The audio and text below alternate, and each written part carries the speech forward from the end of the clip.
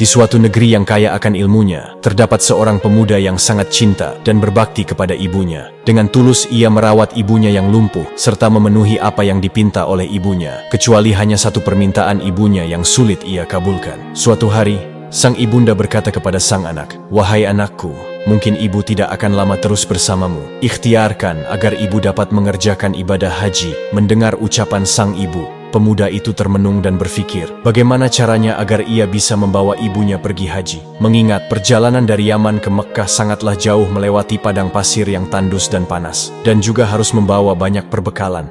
Dengan tekad yang kuat, ia membeli seekor anak lembu untuk dijadikan latihan. Ia menggendong anak lembu tersebut naik turun bukit, hingga lembu itu dewasa. Dan otot-otot di badan pemuda itu semakin berisi dan kuat bertenaga. Sampai musim haji tiba, pemuda itu bersiap menggendong ibunya dari Yaman menuju Mekkah untuk melaksanakan ibadah haji. Dengan rasa cinta kepada ibunya, ia rela berjalan kaki di tengah padang pasir yang tandus dan panas, semata-mata untuk memenuhi permintaan sang ibunda tercinta. Tibalah mereka berdua di tanah suci. Pemuda itu terus menggendong ibunya mengelilingi Ka'bah. Dengan rasa haru dan bahagia, sang ibu terus menangis melihat bakti anak terhadapnya. Di depan Baitullah, sang anak berdoa, "Ya Allah, ampunilah dosa ibuku." Dengan heran si ibu bertanya, "Bagaimana dengan dosamu, wahai anakku?" "Dengan terampuninya dosa ibu, maka ibu akan masuk surga. Cukuplah ridha dari ibu yang akan membawaku ke surga." Dengan karunia Allah, pemuda itu sembuh dari penyakit kulitnya, dan bekas belang di tubuhnya pun hilang, kecuali hanya tinggal selingkaran saja di tengkuknya. Hari demi hari berlalu, pemuda itu berkeinginan untuk menemui Rasulullah di Madinah. Namun ia tidak menjumpainya karena Rasulullah sedang berada di medan pertempuran. Dengan berat hati pemuda itu berpamitan kepada Sayyidah Aisyah dan menitip salam untuk Rasulullah Shallallahu Alaihi Wasallam.